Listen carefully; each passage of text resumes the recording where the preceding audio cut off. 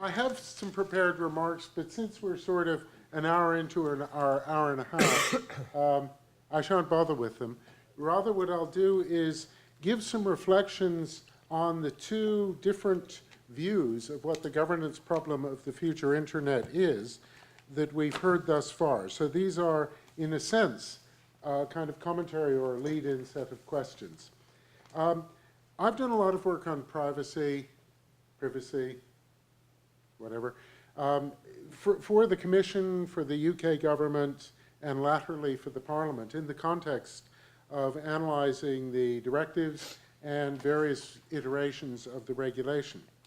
And from that respect, I want to highlight a couple of points that we may wish to reflect on and we may wish to push back against.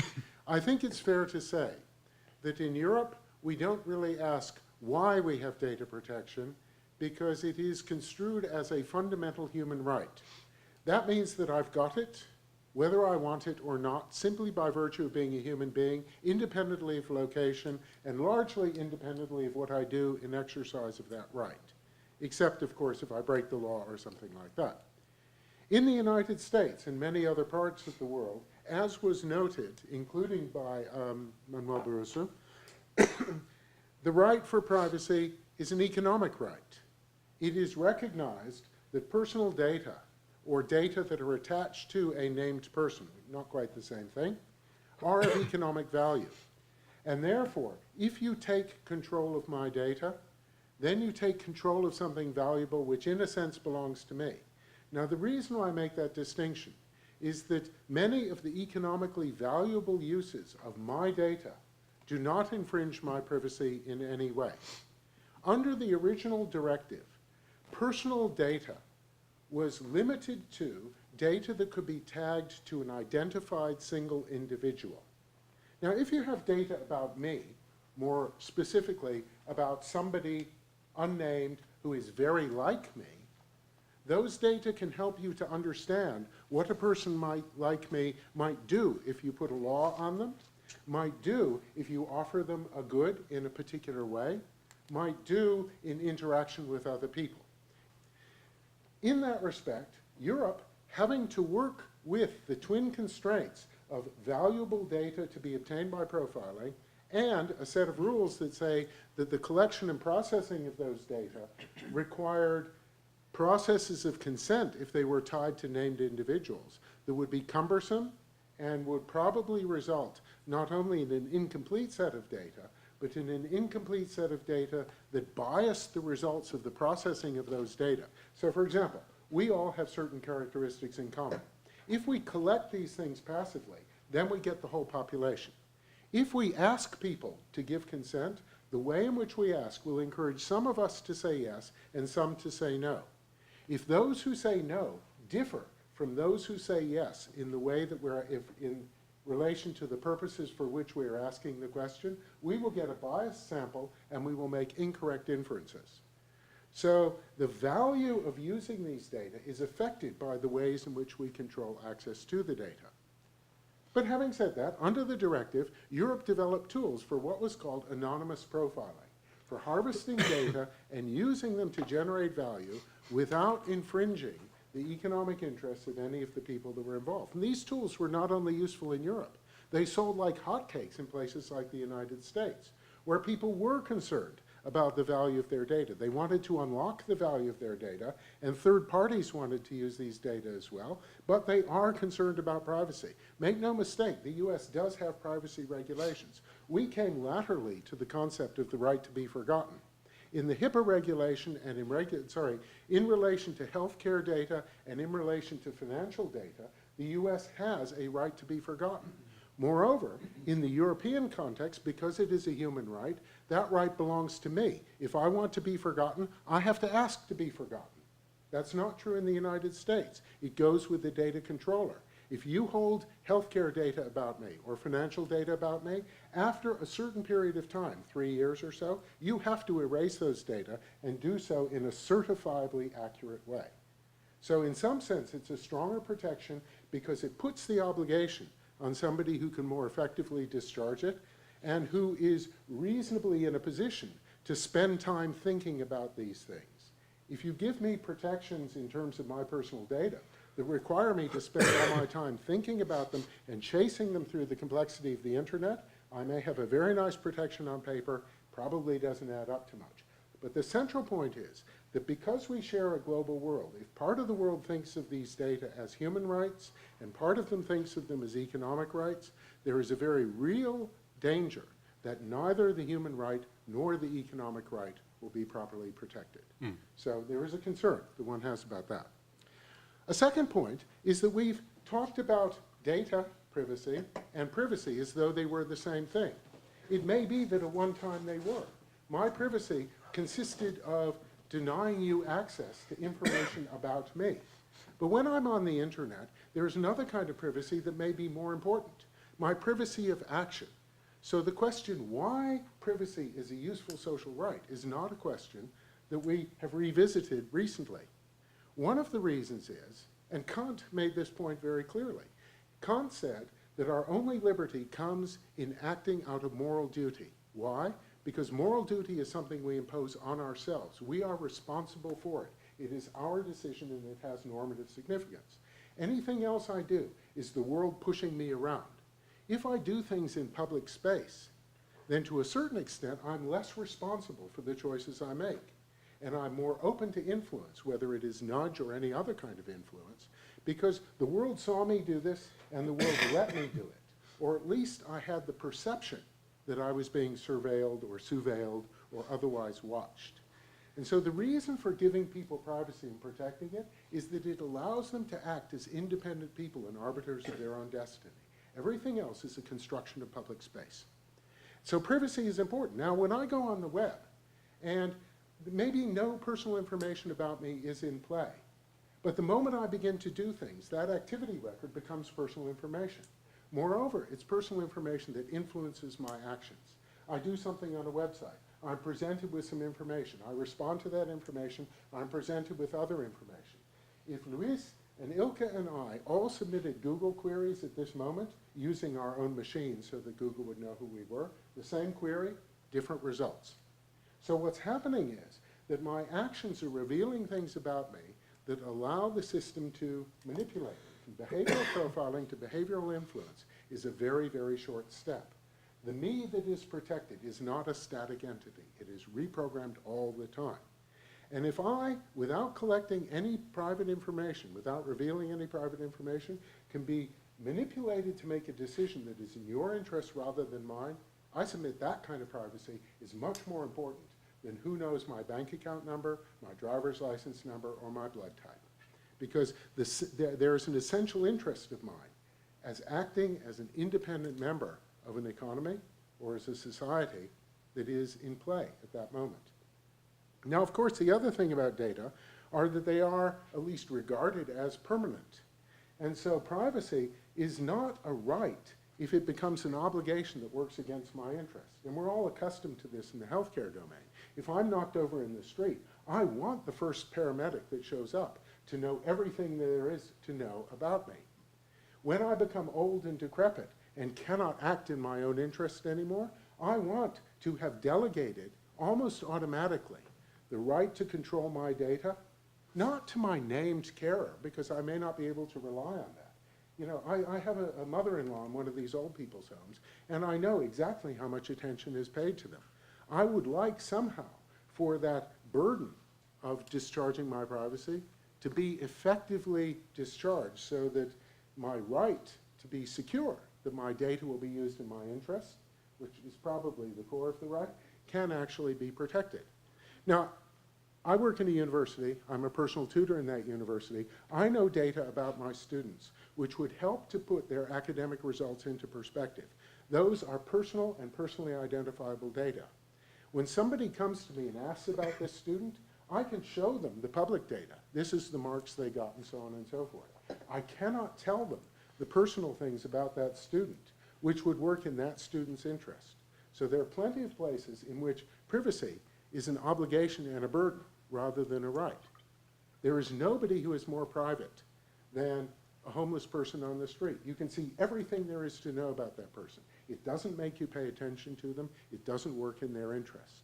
So I think we have to be very careful about making easy assumptions about the importance of privacy and about data privacy. The other point I wanted to make, two other points I wanted to make about privacy. One is that there's a very interesting set of different tools, and Luis quite coherently talked about the convention and the directive and the regulation. The thing about a directive on its face is that it is approximated into national legislation. It reflects local differences. Those local differences may be incidental or accidental or divisive. In other words, you can have postcode lotteries where people get treated differently, even though in most respects they are the same. But in many cases, these things may be the expression of democratic will. I mean, we saw, for example, polling data which said, who cares what about privacy? Well, we don't yet make laws by opinion polls. Nonetheless, people's views, particularly when they're filtered through legitimated democratic discourse, should be taken seriously. And in this particular case, having worked for the European Parliament on this topic, I'm not quite sure that we have had the kind of sober debate for which everybody has called.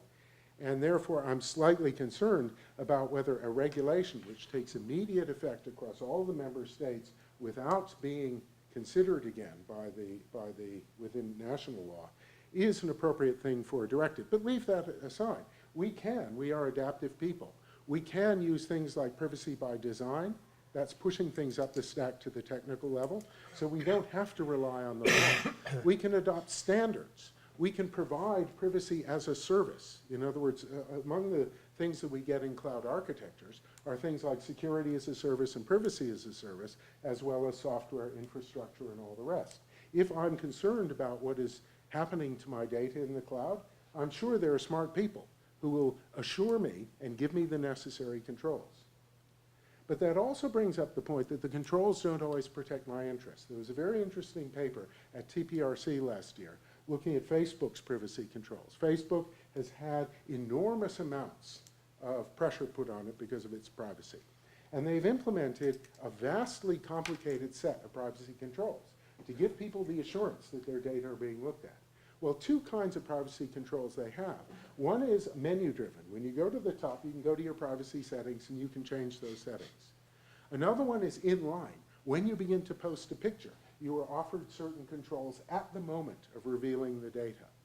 And they did a test to see whether people's exercise of the menu-driven controls or the inline controls was more likely to lead to a privacy profile or privacy policy that the person would look at and say, yes, this fits my preferences.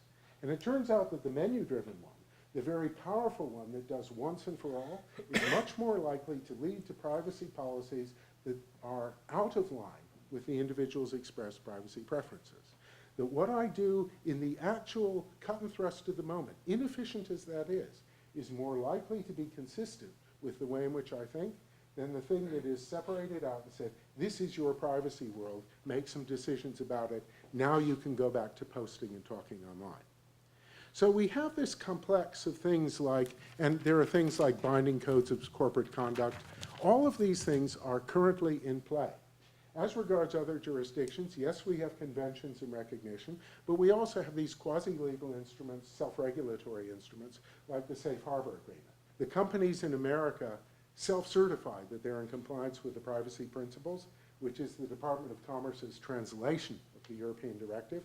And if one of the other companies says, no, that company isn't, then the Department of Commerce will investigate and punish them. But it is significant that it has to come from the companies and that it's the Department of Commerce, not anything else, which is the mediator of this. So it's not quite the same as an intergovernmental agreement that transposes European rights into the American space. Whether they all work together to produce something we're happy with, I'm not wholly sure. Now, the other thing I wanted briefly to say was something about the single market, the digital single market. I'm not wholly convinced that singleness is a virtue in this respect, because it's certainly the case that if I think about the complex system that the internet economies are, for example, innovation happens in this global system. All of our firms and all the American ones and all the others compete in these big global spaces. If you look at where they innovate, we do a lot of product innovation. That's certainly true. We don't do business model innovation. We don't do service innovation. Now, it's not because we are not competitive in our nature, but there is a balance between cooperation and competition. Cooperation to enable you to exchange ideas, not to have to live in your own little box and fight against other people. When you have things, for example, Ilka could be my ISP. Ilka could do things for me more efficiently than I can do for myself. So we should be able to strike some kind of contract. But if I'm kept in a little box, so I can't have that conversation with him, for example, because Google sits between me and him and won't let us talk, then there's no obvious reason why that kind of competitive mediation will produce a good result. So pure competition won't do it, pure cooperation won't.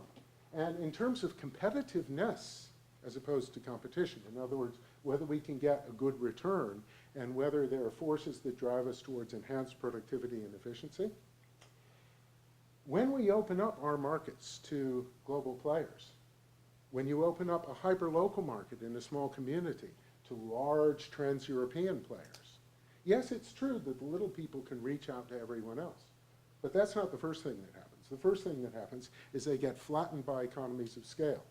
And when that happens, the differentiation that allowed them to match their offerings to the preferences of the local people are the first victim. They're driven out by low prices. Can I comment there? Yeah. So let me just finish with one last point, and then I'll sit down and we can have the argument properly, which is that as a complex system, it evolves. And the key point here is not that everything should be in one big group, but it is to maintain a kind of connectedness.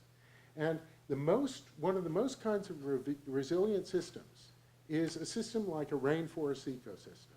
Now, why is a rainforest so diverse, and why is it so resilient? It's because the soil is poor. The soil is so poor that every species in the rainforest is on the verge of extinction. And so any shock that hits the system is felt through the web of food dependencies by all the other elements in the system. The system as a whole responds. When one species becomes too strong, too dominant, too established, that breaks and distorts the connections so that shocks are not felt by the system as a whole, but by parts of it. And shocks progressively break down the structure of the system. A competitive market and a democratic polity are of that nature. Nobody is supposed to be too strong so that the system as a whole can respond in a way that no individual part of the system can reasonably be held responsible for. So with that, I will sit down and get taken to school. I guess this is on, yeah. The reason why I promote the idea of digital single market, there are actually three different reasons. I give them, starting from the SME argument first. All the SMEs that I have met during the years, whenever they have a good idea, whenever they have an invention or an innovative idea about new business or new type of a service, what they have come across or what they have faced in Europe is the fact that not only they don't get the access to the capital that they get in the US, but also at the same time, it has been too costly for them to start the business in Europe, and instead of they go to United States where you can have a much larger domestic market to start with. So from the SME point of view, having a harmonized digital single market in Europe, it is beneficial. So it's not only the large companies that would benefit from that side. Currently, Europe has been gone for 6 years of financial crisis from year to year, and there have been a lot of different meetings where it's been a very short-term action to meet that crisis and to come up with a solution for whatever currently happens and what country seems to be there in trouble. So basically, the digital single market and that type of legislation and regulatory activities are cost-efficient ways of transforming the market and regenerating economic development in Europe. So that's the second point. And thirdly, and this is my most provocative argument, one of the reasons for the failure of Nokia was the lack of digital single market. It was for the reason that whenever we launched digital services in Europe, we were faced in a situation where we were unable to compete with the American players that had their home market, and they could utilize that home market and the business models that functioned there and import that into Europe. And while we were trying to do the same in Europe, we were faced with these 27 different countries, 27 different legislations, whether on consumer protection or environmental standards or whatever. And it basically what it meant is that it was one of the reasons that destroyed the European ICT industry competitiveness. And that's something that we need to remedy. And we need to remedy that fast, because when you look at the current European ICT industry, there are not too many players left. If I'm a European handset provider, as Nokia, for instance, I mean, either I sell handsets or I sell services, like I mean, it was the App Store essentially what made Apple so successful. Is there a difference if I'm a European one or if I'm an American one? Because I mean, at the end, they provide the American, they have to import all of this to Europe too, so they will have the same issues with these 27 different countries, 27 different regulations, or is this different? Well, so if we don't look after the European ICT industry, which is by far the fastest growing industry in Europe, then we will be in deep trouble. So the thing is that yes, when you consider, for instance, Apple or Google or some of the other companies, they can always kind of generate the new ideas, start the new services in the US, where it's very, very easy to be done. And then come back with that business model to the other markets, like they have done. We don't, as European players, the European players don't have the similar type of luxury. So that's a call for more Europe at the end, right? Pardon me? That's a call for more Europe at the end. And less like Germany versus... Less national legislation, less national decision-making, and more centralized, but that type of a centralized functioning that truly understands the future economic interests, not only the political interests. Let me just make a small intervention here, which is that European firms operate under some additional burdens, many of them coming from regulations like the privacy regulations. The consequence of that is that those that do make it into those markets embed compliance with those regulations in the services that they offer. That is very attractive in some foreign markets, because the easy way to the market is in compliance with the laws that are present in that market. So there is an argument to be made that if what we had was not an elimination of national difference, but a reduction of that to the point where it enables you to develop services and products that embed this differentiated vision of national identity or privacy or security or whatever it might be, then you have a unique selling point on a world market that would otherwise be dominated by the products of race to the bottom jurisdictions. Can I try to object to this argument? Two examples. One of them is Angry Birds, a Finnish company that has the world that is its market. A friend of mine was selected to be the CEO of that company 2 days ago or 3 days ago. I'm sorry? A friend of mine actually became the CEO of that company. Great, so. but I mean, you have to reconcile your statements with the example of Angry Birds that Yep. managed to survive and progress. The other example is Skype. I mean, Angry Birds is a services-oriented company. Skype is not really. It's a bit more deeper. So I would like you to touch upon these two examples. But I would like to ask the panel the following question. And I guess, Jonathan, you touched upon it very, very briefly. And this is the question of trust and influence. If I ask a question, pose a question to Google, regardless where I am, I have an answer which is dictated by business algorithms. Okay? Is that answer that I'm getting, at least the first page, any reflection of what the truth is? Truth in the sense of I go there to find what is wrong, what is right, what is real and unreal. I mean, I ask a question. And then the second aspect is, to what extent am I influenced by the answers that I get when I pose a question, not knowing that the questions are biased or the answers are biased? Well, actually, yes, I think that's a very good point. I'll leave the Angry Birds and Skype issues to one side with relief.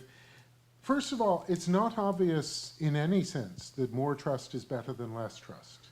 Trust is an incomplete contract, right? If I observe you and monitor you, I'm not trusting you.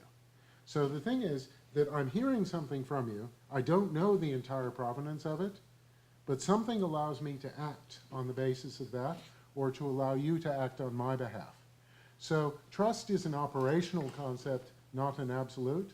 And there are some risks that are best managed at the systemic level, best in a kind of technical sense. So if I think about a disease, for example, if I can stop it propagating, that's better than protecting individuals against it. And so in that sense, it makes sense to trust vaccines and vaccination. But there are other risks that are best handled at the individual level. Control of personal data may be one of those. And so therefore, in that sense, if I trust you to have protected my privacy, then what we get is a kind of uniform protection, which probably doesn't serve anyone terribly well. So the first thing is, it's not obvious that trust is a good thing. But in the case of Google, you raise the issue of truth. I'm not sure that the way in which Google serves as our collective memory is actually served by truth any more than our other investigations are served by truth. Truth in the mathematical sense, or in a scientifically empirical sense, probably. But if I were trading on a market, for example, I mean, one of the things I meant to talk about was high-frequency trading, computer-based trading, algorithmic trading. You probably all know that it is a large chunk of what the trading volume, up to 60% in some circumstances. You probably also know that, at least in the case of the March 2010, May 2010 flash crash, that much of the volume that slowed down the computer network and led to the crash was not real trades, but trades that were placed, as it were, to test the market or protect against it. Because with so much information going on, you can't look at a single source and know what's going on. And in general, the algorithms do what's called semantic scraping. They look at all the price quote information, and they try to decide what will move the market, and they trade on the basis of it. And you can see right away that that's a circular process. If I think it moves the market and it moves me, then it moves the market. But the algorithms themselves are very, very simple algorithms. They can't tell signal from noise, truth from falseness. If I look at information about the market, the most accurate stuff is peer-reviewed scientific literature, 5 to 10 years out of date. The stuff in the newspapers, maybe 3 or 4 days out of date. It's not as good as the science, but it's better than stuff that's just made up. At least it's been fact-checked. The stuff on the rumor mills and the stuff I infer from price movements is garbage. It's noise. It's little movements. Which one is going to be most salient to the market? Well, it's the latter. And if we think about how machine trading evolved, in the beginning, it was large institutional traders trying to match patterns of return and trying not to disturb the market. They were what were called liquidity traders. Many of the trades that they did were to conceal the fact that they were making big trades. They broke them into lots of little ones. You couldn't predict where they were going because they were responding to the market, but you could predict them over a period of 5 milliseconds or so. So they created a second generation of traders called momentum traders that jump on and off and on and off. And they don't care about truth. It's an entirely irrelevant thing. But their activities generate the information that comes from the market. So asking for truth, and asking for truth on the basis of eigenvector centrality algorithms that simply look at the questions that other people have been asking, I'm not sure that's a meaningful thing unless you think that somehow we should be getting towards a better answer.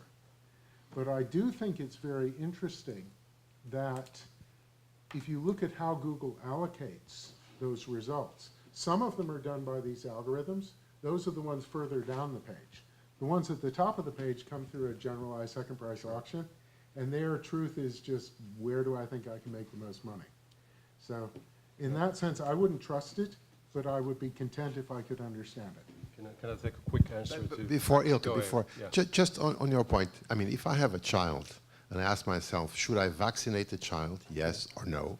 Someone who is a bit ignorant about these things is seeking the truth and asks, shall I vaccinate my child? And then the answer can be wrong. Yeah, most likely. That's absolutely correct. And in that sense, when we use opinion polls, when we use elections that are mediated by mass media and the information that it provides, in what sense are we superior to that mere casting of straws into the wind of the internet. I mean, the vaccination thing, I mean, should you vaccinate your child? Well, it depends on how many other people have vaccinated your child. Because that information is not available, you're already far from the domain of what you need to know. Are there negative consequences to vaccination? Yes, there are.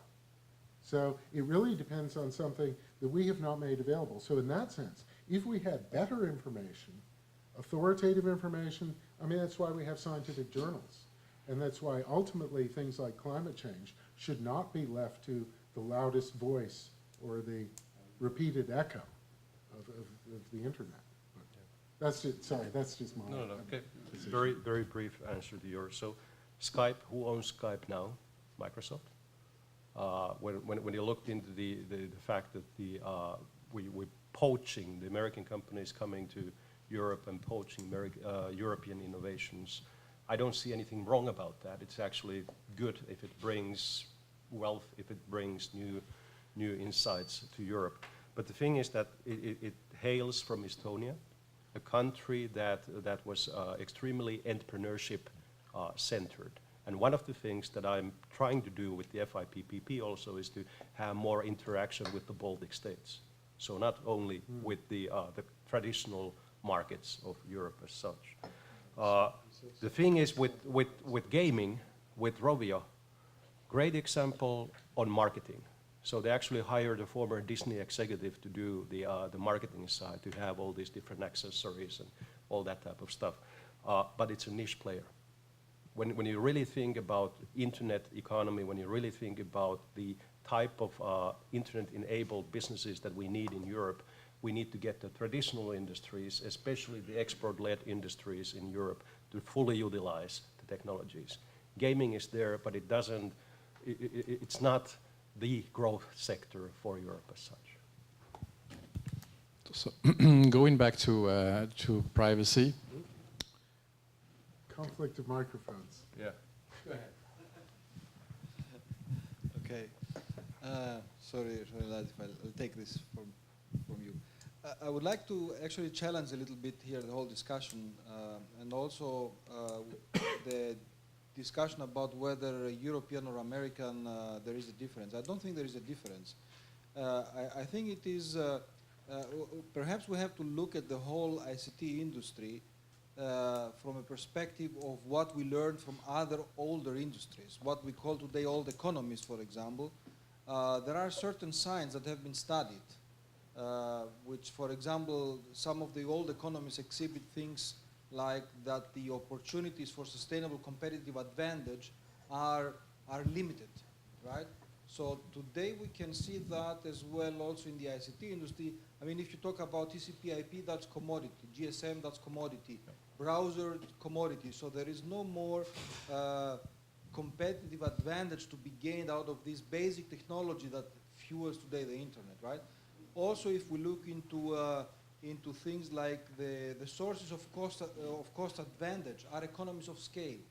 Only the big companies are the ones that we talk about, right? And this is also a sign of an old economy, like in the manufacturing, for example, steel industry and so on. That was economy of scale that saved some of the big ones.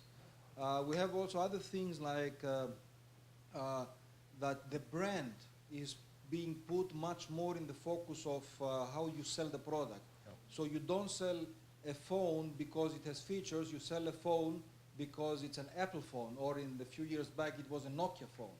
So the brand was important. And all sorts of other things like the trend of, you mentioned Skype being taken over by Microsoft. That's also a sign of old economy. So consolidation and alliances are a strong trend in these economies, right? So my question now is ICT becoming an old economy because it exhibits these signs, right? Now, if we go and look of some of the big failures in the ICT, I mean, Nokia is of course a recent example, if you like, but there are much bigger examples or similar big examples in the past. I mean, you know, perhaps that DEC, digital equipment, was one of the biggest manufacturers of computers and equipment, and basically within 30 years became a market leader and vanished, right? And we see also, I mean, Microsoft, has been accused 10, 15 years ago that they had lost the internet bandwagon, right? Okay, there are a few other things like also anyway, good. What I would like to hear from you is a kind of statement about these, let's say, signs of economies that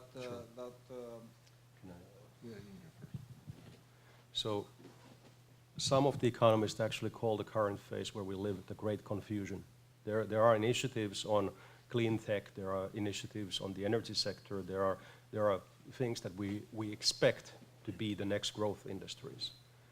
But we don't yet know what the new growth industries as such will be. The thing is that with the ICT industry, I fully agree. We are in the evolution of the ICT industry.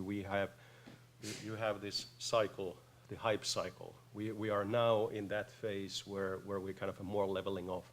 It basically means that it's stable. It's growing, but it's more stable than obviously what it used to be. So the thing is that with utilizing still that growth that there is in the ICT sector, when you look into all the other sectors in Europe, I don't see as much of growth still than you do in there. May I very quickly respond to that? In fact, what I would like to put also as an addition to that is that some of the biggest innovations we saw here in this area came in fact from companies that were not directly inside this domain, Yes. but rather came from outside. Yeah, of course. I mean, outside means, for example, Google starting network services, right? Google is not a networking company, right? It's a data company. Yeah. So they are a kind of an external. Or CNN in the broadcast, in the news broadcast. I mean, they came as a new entrant and made really a very big footprint. And the same probably one can say for Apple, also entering the telecommunication devices business, coming somehow from the consumer electronics angle, right? So perhaps we have to see that or we should expect perhaps that the biggest innovations to come will come at the borders of the sectors to ICT. So like neuroscience, we have heard a couple of things today also about the social dimension stuff. Maybe bio, nanoelectronics perhaps. So also things that will have an impact on the technology of the internet itself rather than the other way around. But there are also other sectors or technologies that will have a profound impact on the internet itself, on the technology. I want to say a very quick thing about that, please, which is that in the case of Google, part of the reason why they came in was because of the exercise of central market power by the networks through which they reach their customers and the whole nonsense over the net neutrality debate. But I certainly agree that the process of shakeout and the experience curve is part of this evolution, and that there is a kind of punctuated equilibrium. And of course, we know because of interoperability that any network industry is prone to tipping. And so therefore, it will stultify and it will produce these fission products that may be the source of new innovations. Now, one can certainly imagine that things like neuroscience, for example, transcranial magnetic stimulation, you can download states of mind over the internet. Well, we can't right yet, but we very shortly will be able to. But the internet, like electricity, is a technology that we initially used to do things we already knew how to do. And then once we start doing that, once it starts filtering out, then it's kind of okay. Sorry, Philippe, I felt slightly provoked. The difference between mature industry and ICT is that still economies of scale are not necessary to maintain your competitive position. All profit comes from recent innovation, even for big players. And sometimes they realize scale in a different way. Yes. I mean, for example, we heard mention of Sigfox. And Sig, one of the partners in that operation is ARM Holdings, right? ARM Holdings have this thing called the weightless radio, 10-kilometer radius, the size of a pack of cigarettes, costs nothing. And it will create a bypass network that will bypass all the copper and let us do all these Internet of Things operations. ARM is an enormous success story for Europe. What does ARM produce? Nothing. Not a single physical thing. Just designs for chips. They're everywhere, but if you measure that by conventional metrics, it is, I mean, there's no economy of scale in this. There's an economy of scope, and it's a very large one, And being able to draw on the installed base of people who use it and tap into their creativity, like Lego did. But I think in that sense, it's a different model. Yep. And therefore requires different regulation, because scale economies require monopoly regulation or utility public operation. This is something different. Maybe I'll get to my question. Privacy is the biggest business in the world. And in Europe, we have privacy rules that stop that business. I mean, listening to the speech of Barroso, it looks like, he still have a fight in front of him in order to achieve it. If we had Facebook in Germany, it would never have made it at all. On the other side of the hypocrisy, we have some delinquent countries, European countries, that do not even listen to these European privacy rules. Look at Sarkozy introduced the login of all the stuff which was copied by the Germans. So PRISM exists in Europe and nobody talks about it.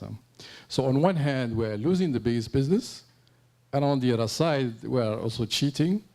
So what are we talking about? Luis, do you want to? Okay, I can. Okay, thank you for the question. I think that no one doubt here in this room that privacy is in fact a big deal. And when we try to think how good it could be or how bad it could be to have a unique regulation, a unique platform, a unique umbrella for all Europe. How good or how bad it could be if you can harmonize the rules. I think that we need to go one step forward. And in nowadays, we don't have the same rules. We have one directive, but we don't have the same rules for 27 member states. We are talking now about Russia.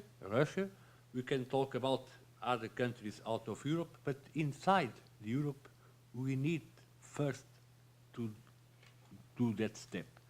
What do you mean when we talk about harmonization in a continent? It's not unification, but you need to harmonize. In nowadays, after 18 years after having a directive of data protection, we still don't know what is data protection. We don't know. We know that the name is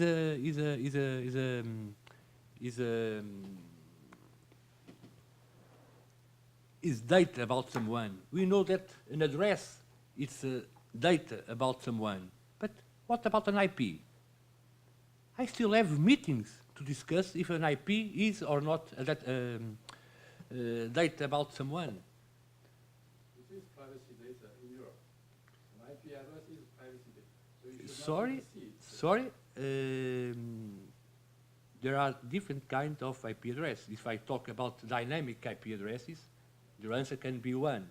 If I talk about static IP addresses, the answer can be other.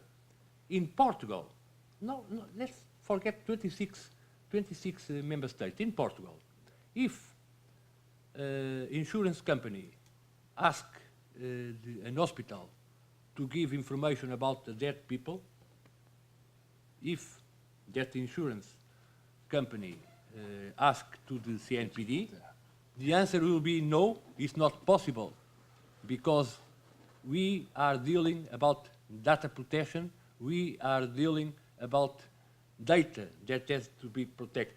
But if you are, our main address is in the 3rd floor. If you go to the 2nd floor, to another commission, namely CADA, the commission responsible for the access of administrative documents, they will say, please, take all the information. They are free, because for us, data protection doesn't apply to that kind of data, because it's not a personal data. It's true. It's true. And the courts need to decide. Even in Portugal, we have different interpretations about what is personal data. That's the reality in 2013. So, and in German, we have an interpretation because the person that deals with data protection is the same that deals with freedom of information. In Spain, the interpretation is different. In England, the people have almost the same interpretation than in German. It's very difficult. And that's why I think that if you want to have a global answer for global problems, first we need, it's fundamental to achieve an harmonization in our European level. And that's why we are looking for now at this moment. That privacy is a relatively recent invention. 200 years ago, there was no such thing. So as we came into more close, intimate, and complex contact, we had to push back against each other.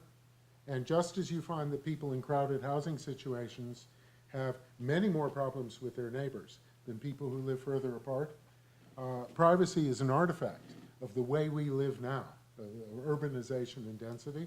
I think we need to be careful not to protect as something essentially human, or protect as something essentially human, something which may be slightly more transitional. But that does raise two other points I think are worth remembering. I won't say anything about them. One is the concept of digital death that's received more and more commentary recently.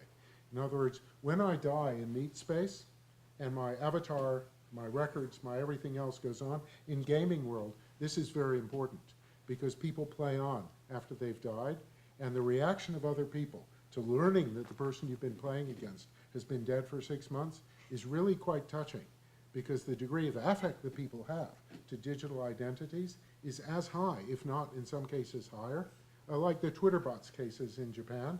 This person who had 2 Twitter friends and no real friends, because it was Japan and they couldn't afford to hire them, and found out that one of their Twitter friends was a bot and tweeted, "Did you know, so I just found out so-and-so was a bot. I'm really devastated because you two are my only friends," and got the response, "Well, actually, I'm a Twitter bot too." So this kind of thing, I think what happens to our records after our death and whether our records are us is a very important point. And the other thing is about information about dead people. It may be true that in Portugal, under certain circumstances, I can't get this information. It is equally true that if I go into a graveyard in Belgium, certain graveyards, I will find on the tombstone a QR code, which will tell me everything about the person who's supposedly buried under it. So I think it's actually maybe healthy that we know less about it now than we did when we started.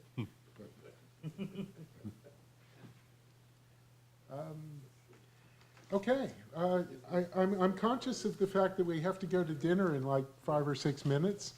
So if there are no further questions, I'd like to thank the members of the panel. It's been a really nice day, and thank the audience.